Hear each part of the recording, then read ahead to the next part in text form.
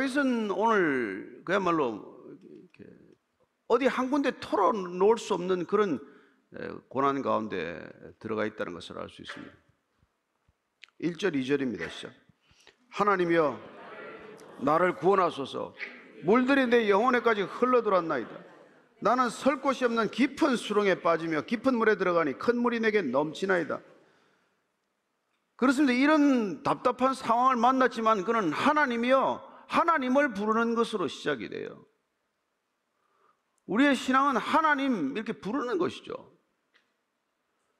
세상에 하나님을 거부하는 사람, 모르는 사람들 부를 이름이 없어요. 그러니 뭐 사람들 이름 찾다가 일생 끝나는 거죠. 그러나 우리는 하나님이라고 부를 수 있다는 게 이게 얼마나 놀라운 일인지 몰라요. 예수님은 기도를 가르쳐달라는 제자들에게 하늘에 계신 우리 아버지여 라고 부르게 하십니다. 하나님을 어떻게 불러야 할지 다시 가르쳐 준 것이죠.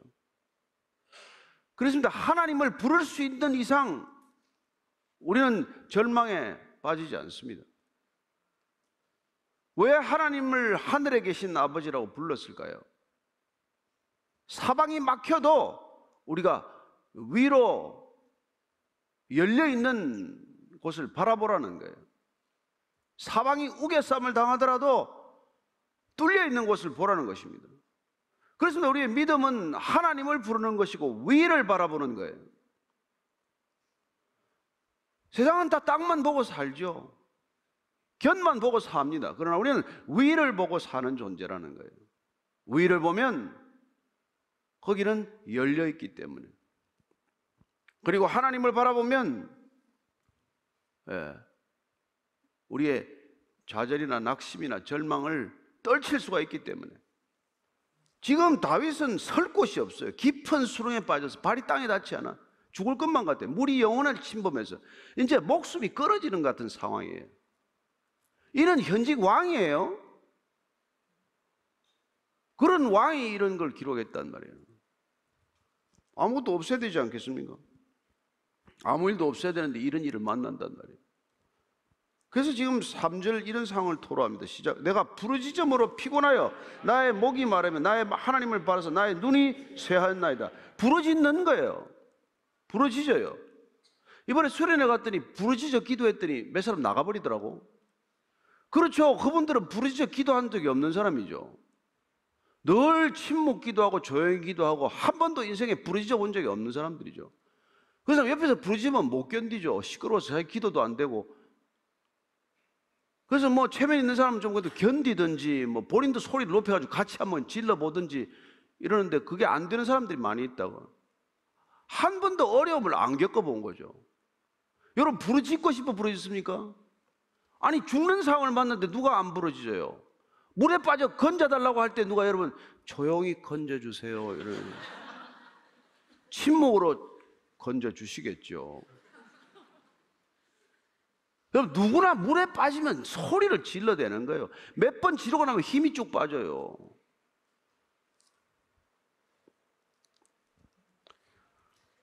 그래서 그 너무 점잖은 사람들은 이 믿음이 생기지도 않아요. 믿음이 자라지도 않아. 네. 그런 사람은 뭐 교양 있게 그냥 교회 문턱이나 왔다 갔다 하다가 그냥 끝날 거예요. 죽는 상황에 한번 들어가야 돼. 아무도 도움이 안 되는 상황이 있어야 돼요. 그러면 뭐 목이 타는 거죠. 네? 눈이 쇠하였나? 눈이 침침해서 보이지도 않아요. 살이 쪽쪽 빠져. 다이어트 왜 해요? 근심하면 되는데. 밥이 들어가기를 해요. 물이 넘어가기를 해요. 네, 죽을 것만 같은 상황입니다. 도대체 왜 그런 상황이 생겼을까요? 4절입니다. 시작. 까닭 없이 나를 미워하는 자가 나의 머리털보다 많고 부당하게 나의 원수가 되어 나를 끊으려 하는 자가 강하였으니 내가 빼앗지 아니한 것도 물어주게 되었나이다. 까닭 없이 나를 미워하는 자들이 그렇게 많이 생겨요. 왜 하나님 뜻을 따라 살겠다고 그러는데 나를 미워하는 사람이 이렇게 많아집니까? 그런 사람이 머리털보다 많대요. 머리 숱이 없는 사람 좋겠다. 많지 않아서. 원수들이 나를 끊으려 하는 자, 나를 죽이려 하는 자가 강해요. 나보다 강하기 때문에 나를 죽이려고 하지 않겠어요? 나보다 더 힘 있는 자들이에요. 나를 어렵게 하고 나를 박해하는 자들은 늘 나보다 강한 자들입니다. 나보다 힘없는 자들은 뒤에서 욕만 해요. 그러나 목까지 칼을 들이는 사람은 늘 힘이 있는 사람들이에요. 그리고 내가 억울한 건 빼앗지 아니한 것도 물어주게 되었나이다. 이거 오해를 받으면 여러분 어떻게 변명할 길이 없어요. 내가 짓지 않은 뭐 혐의까지 덮어 씌워서 사람을 못 쓰게 만들어 버리니까, 힘 있는 자가 온 사방에 선포하는데 힘 없는 자가 무슨 수로 그걸 다 변명합니까? 이미 뭐 SNS를 통해서 다 퍼져버렸는데, 온 소문이란 소문은 다 났는데 어떻게 사람들 일일이 자꾸 그걸 변명하고 어떻게 설명을 하고 어떻게 하소연을 합니까? 그런 일을 만난다는 것이죠.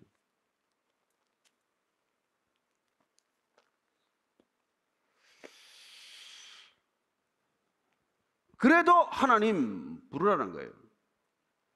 그래도 하나님이여, 내 의의 하나님이여 부르라는 거예요.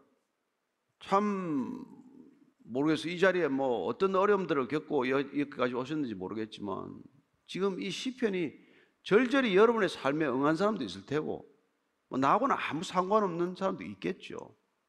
그러나 우리가 여러분들이 50년, 100년 살다 보면은 정말 숨이 넘어가는 듯한 이런 상황을 만나게 됩니다. 어떻게 빠져나갈 수 없는 상황, 숨이 가빠서 차라리 죽는 게 낫다고 생각하는 상황, 그런 상황들이 있는 거죠. 다윗은 그렇게 하지 않습니다. 5절입니다. 시작. 하나님이여, 주는 나의 우매함을 아시오니 나의 죄가 주 앞에서 숨김이 없나이다. 하나님이여, 주는 나의 어리석음을 아신다. 내가 사람들 앞에는 이런 잘못을 저지르진 않았지만, 그러나 하나님 앞에 내가 앉으면 내가 얼마나 악한 존재인지, 내가 얼마나 어리석은 존재인지, 내가 얼마나 정말 부당한 일을 많이 하는 사람인지 주님은 다 아신단 말이에요. 그래서 주님 앞에 앉는 게 중요하단 말이에요. 주님 앞에 안 앉는 사람은 평생 원수 돼가지고 평생 원한을 가슴에 품고 평생 불평하는 입술로 살다 끝나겠지만, 그러나 하나님 앞에 앉으면, 상수 앞에 앉으면 변수는 별거 아니라는 걸 안단 말이에요. 그래서 인생에 상수를 지니고 사는 사람과 상수 없이 자기라는 변수로만 살아가는 인생은 절대로 지혜로울 수가 없단 말이에요. 하나님을 제대로 믿지 않고 지혜로울 수가 없다는 겁니다. 머리가 아무리 좋고 공부 아무리 잘해도 헛거예요, 헛거. 똑똑해도 헛거예요.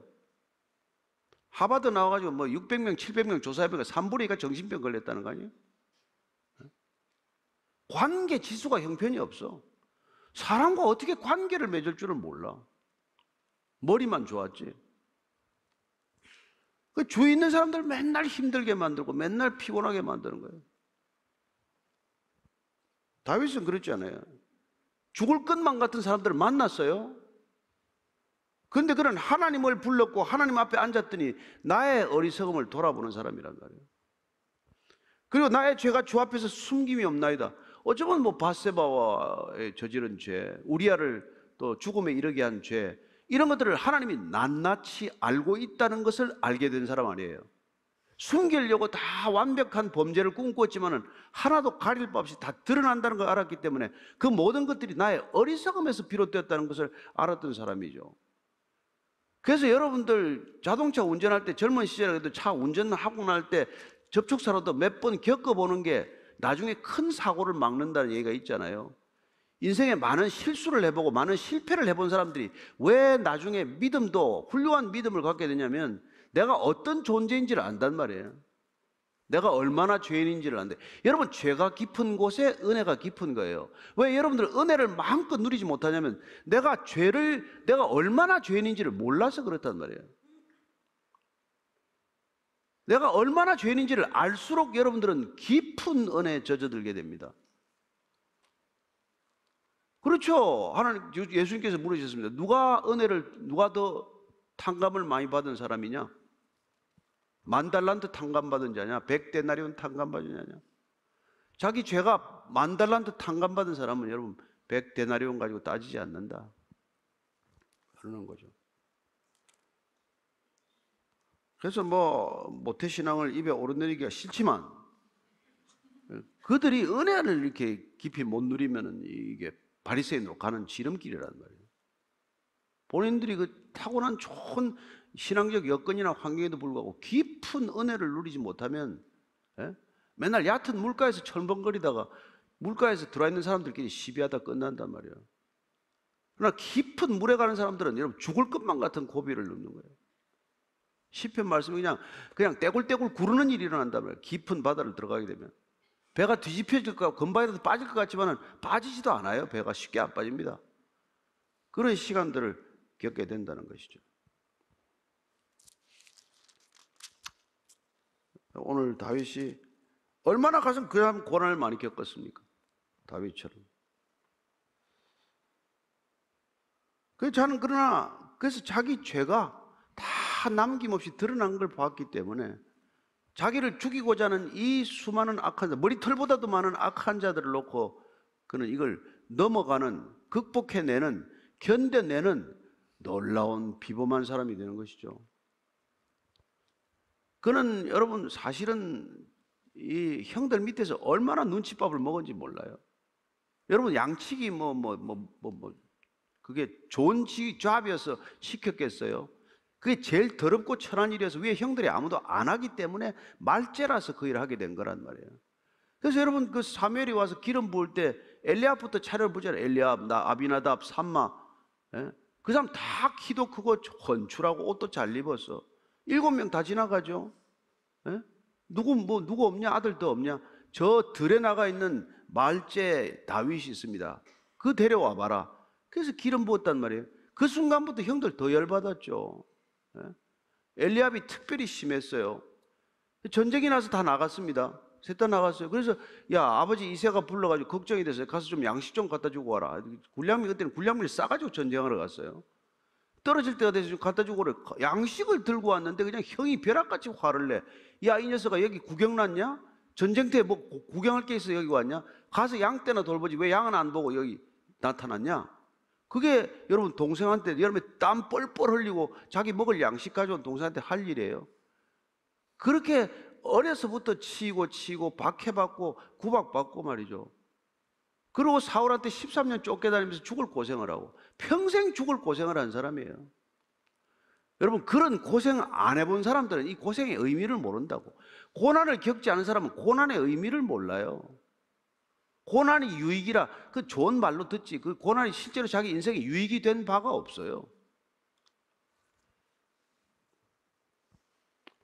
그랬기 때문에 그는 그냥 하나님 앞에 벌썩 주저앉을 수 있는 사람이 된 거죠. 무슨 일이 터지면 그냥 하나님 앞에 덜썩 주저앉는 거예요. 그는 그 아둘람 동굴에서 그 아무것도 없는 사람들하고 그렇게 할 때 하다가 견딜 길이 없어서 그 식구들 데리고 결국 블레셋으로 넘어가잖아요. 아기스 왕 앞에서 침을 질질 흘리고 살아남지 않습니까? 나중에 또 거기 들어가가지고 또 한 번 또 들어가가지고 죽을 고비를 넘기죠. 전선에 나오래서 나갔다가 다시 돌아와가지고 어떻게 합니까? 와보니까 또 시글락 마을에 있는 공동체가 거덜났어요. 아말렉 족속에 와서 아내들 다 잡아가고 자식들 다 잡아가고 전부 다 데려가고 아무것도 없어 불에 타버리고.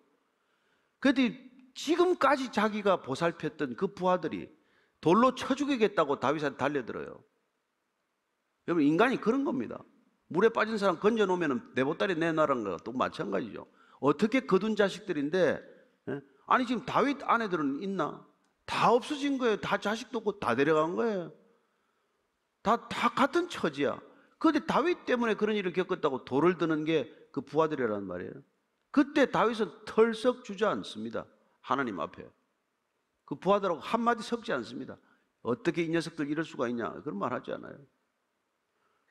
그는 고립무원의 상태로 들어가면 늘 하나님 앞에 주저앉을 수 있는 사람이 된 것이죠. 왜? 지금까지 하나님 앞에 주저앉았을 때 망하지 않고 죽지 않고 여기까지 오게 하셨다는 걸 그는 경험했기 때문에 그런 거란 말이죠. 그래서 그는 놀랍게도 이런 기도를 합니다. 이게 다윗의 위대한 구별되는 점이에요. 6절입니다. 시작. 주 만군의 여호와여, 주를 바라는 자들이 나를 인하여 수치를 당하게 하지 마옵소서. 이스라엘 하나님이여, 주를 찾는 자가 나로 말미암아 욕을 당하게 하지 마옵소서. 오늘날 그리스도인들이 이 기도를 해야 될 때가 된 거예요. 나 때문에 주님 찾는 사람, 주님 바라보는 사람들이 시험 들지 않게 하소서. 나 때문에 그들이 실족하지 않게 하소서. 나 때문에 그들이 하나님을 떠나는 일이 없게 하소서. 이게 다윗의 위대함이란 말이에요. 내가 지금 죽을 지경이에요. 내가 지금 죽게 생겼어. 내 코가 석자예요. 남 돌아볼 겨를이 어디 있어요? 근데 내가 이렇게 죽을 지경에 들어갔기 때문에 나를 따르는 이 사람들이 나 때문에 내가 이렇게 고난 겪는 걸 보고 믿음을 저버리지 않게 해달라는 거란 말이에요. 그게 예수님이에요. 그래서 다윗은 오실 예수님의 얼굴이 얼핏 보이는 사람이란 말이죠. 그래서 다윗과 같은 마음을 가지고 산 사람이 누구냐면 바울이란 말이에요. 그래서 사도행전 20장 24절에 이렇게 얘기하는 거예요. 시작. 내가 달려갈 길과 주 예수께 받은 사명 곧 하나님의 은혜의 복음을 증언하는 일을 마치려 하면은 나의 생명조차 조금도 귀한 것으로 여기지 아니하노라. 바울은 은혜의 복음을 증거하는 일에 목숨을 걸었죠. 그러나 여러분, 은혜의 복음을 살아내는 자리에서는 여러분들이 하고 있는 일에 목숨을 걸어야 할지도 모르죠. 축구 선수라면 뭐 공차는데 목숨을 걸어야 될지도 모르고, 그렇게 함으로써 여러분들이 목숨을 걸어야 되는데, 우리 같은 사람은 다 소용없다. 공이 그 무슨 소용이 있냐? 그 왜 공 하나 가지고 22명이 노냐? 그냥 신학교 가라. 마지막 때가 됐는데 여러분 지금 그런 일 하고 있을 때가 아니잖아. 이런 얘기를 쉽게 할 수 있단 말이에요. 여러분들이 어떻게 여러분들의 자리에서 은혜의 복음을 증거할 건가? 여러분들이 치열하게 고민해야 되는 일이에요. 나는 어떻게 살아야 되나? 내가 결혼해가지고는 어떻게 살아야 되나? 나는 결혼 생활 가운데 어떻게 은혜의 복음을 증거해야 되나? 성경 공부시키는 게 아니란 말이에요. 그게 필요 없다는 말이 아니에요. 나는 내 생명을 다해서 이 달려갈 길, 내게 주어진 사명을 어떻게 내가 감당해야 되나? 하나님이 여러분을 두신 자리가 사명의 자리인 것을 깨닫게 되시기를 바랍니다. 그 자리에서 어떻게 내가 은혜의 복음을 증거할까? 내가 받은 사랑을 어떻게 흘려보낼 것인가? 옛날 우리가 뭐 교회만 키웠지 뭐 된 게 뭐 있어요? 사주자주가 이 세상에 무슨 유익을 끼쳤어요? 7절 8절입니다. 시작. 내가 주를 위하여 비방을 받았사오니 수치가 나의 얼굴에 덮였나이다. 내가 나의 형제에게는 객이 되고 나의 어머니의 자녀에게는 낯선 사람이 되었나이다.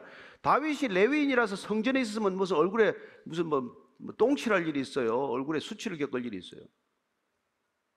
그가 세상에 살았기 때문에 수치를 겪는 거예요. 그죠? 세상에 살았기 때문에 비방을 받는 거란 말이에요.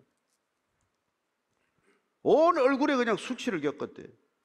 형제에게 객이 되고 나의 어머니의 자녀에게 낯선 사람이 됐다. 그 얘기예요. 나의 형제나 내 어머니의 자녀는 같은 표현 아닙니까?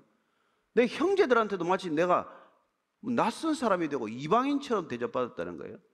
그렇죠. 아까 말한 엘리압이나 아비나답이나 삼마가 다 나그네 취급하고 이방인 취급을 했으니까, 자기 동생이지만 그런 삶을 살았다는 거예요. 그게 우리 신앙의 능력이라는 거예요. 그게 9절입니다. 시작. 주의 집을 위하는 열성이 나를 삼키고 주를 비방하는 비방이 내게 미쳤나이다. 왜 그러고 사냐? 이게 나를 위한 열심이 아니라 주님을 위한 열심이기 때문에 그렇게 산다는 거예요. 자, 요게 이제 이게 갈림길입니다. 세상에서 왜 죽을 고생을 합니까? 다 죽을 만큼 힘들게 살아가는 사람이 많아요. 뭐 칼국수 빚느라고 밤에 밤을 새우고 다시 물 내느라고 밤을 새운 사람도 많고, 무슨 중국식 본인 뭐 요리하느라고 다 밤을 새워요. 죽을 만큼 고생해. 근데 이게 뭐 때문에 하냐? 누구를 위해서 하냐? 궁극적인 가치가 뭐냐? 이거란 말이에요. 근데 주를 위해서 하면 칭찬 듣는 게 아니라 비방이 나를 덮쳤다, 이런 얘기를 듣는 거예요. 이거 예수님께서 인용하신 말씀이에요. 잘 아시죠? 요한복음 2장 7절이에요. 시작.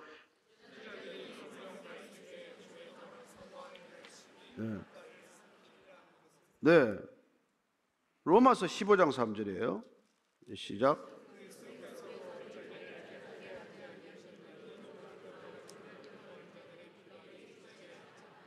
이 말씀을 계속 인용하고 있죠. 주를 비방하는 자들의 비방이 내게 미쳤나이다. 이게 뭐 끊임없이 비난이 오니까, 아니 하나님이 일을 한다는데 왜 이렇게 비방이 많죠? 제대로 하면 그렇게 된다는 거예요.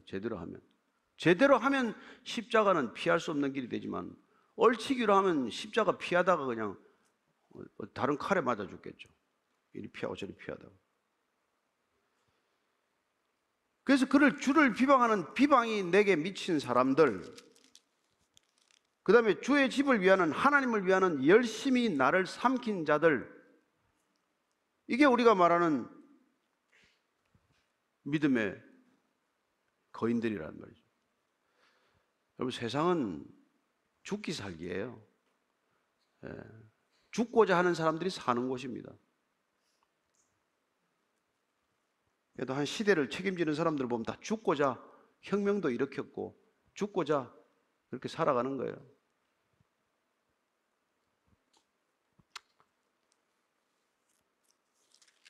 그래서 저와 여러분들이 이 신앙의 길이라는 길, 죽기 위해서 가는 길이라는 거예요.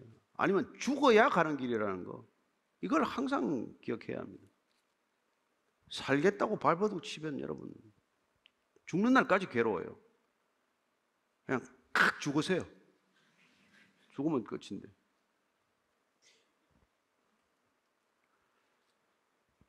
그래서 지금 다윗이 이렇게 기도합니다. 시작. 10절부터 12절까지 시작. 내가 곡하고 금식하였더니 그것이 도리어 나의 욕이 되었습니다. 내가 굵은 배로 내 옷을 삼았더니 내가 그들의 말거리가 되었나이다. 성문에 앉은 자라 나를 비난하며 독주에 취한 무리가 나를 두고 노래하나이다. 아니 지금 곡하고 금식하고 굵은 배옷을 삼고 지금 이렇게 있는데도 비난하는 거, 조롱하는 거예요. 우리가 금식기도 하는데도 사람들은 조롱한단 말이에요. 거봐라, 뭐 되는 일이 있나 해봐라. 네가 금식한다고 뭐가 돼? 밥이나 먹지 차라리. 예수님 금식 40일 금식하면 뭐래요? 돌이 떡이 되게 해서 먹어라 이 사람아.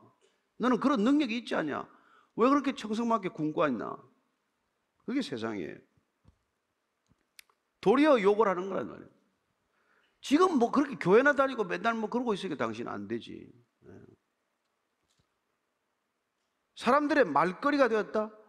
뒷담화거리가 되고 만 거죠. 앉으면 그 사람 뒤에 앉아서 뭐 흉을 보겠지. 아유, 그 사람 뭐 교회 나가더니 쫄딱 망했더만. 되는 일이 하나도 없대.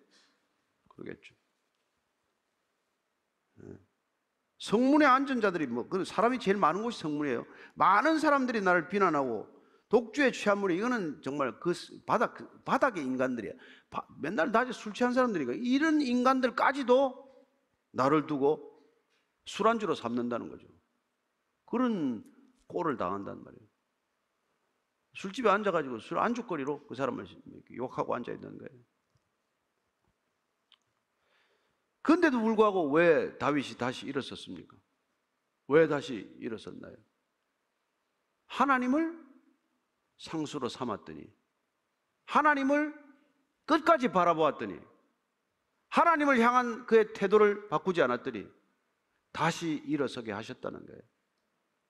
저는 여러분들이 언제 넘어질지 모르지만, 아니 지금 넘어져 있는지도 모르지만, 그럴수록 더욱 하나님께 시선을 고정하게 되기를 축복합니다. 여러분들은 변수요. 다 죽을 것이요.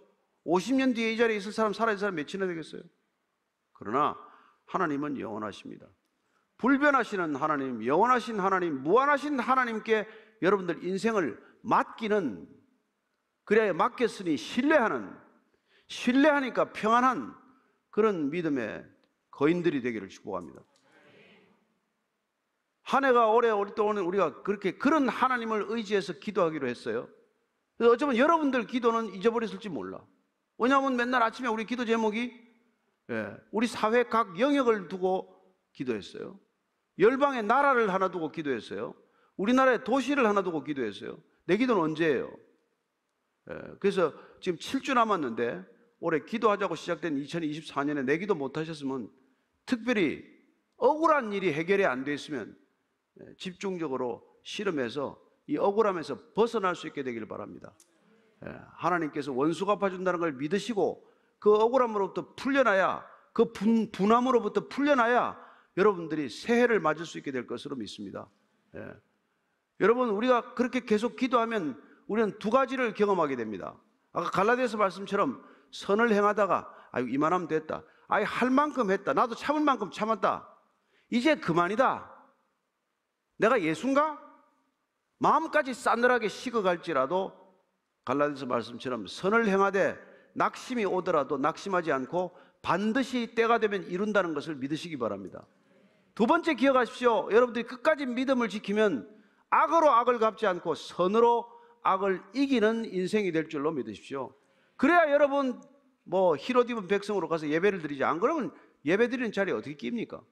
저는 여러분들이 아무리 억울함을 당하더라도 그 억울함을 하나님 앞에 다 쏟아놓게 되기를 축복합니다.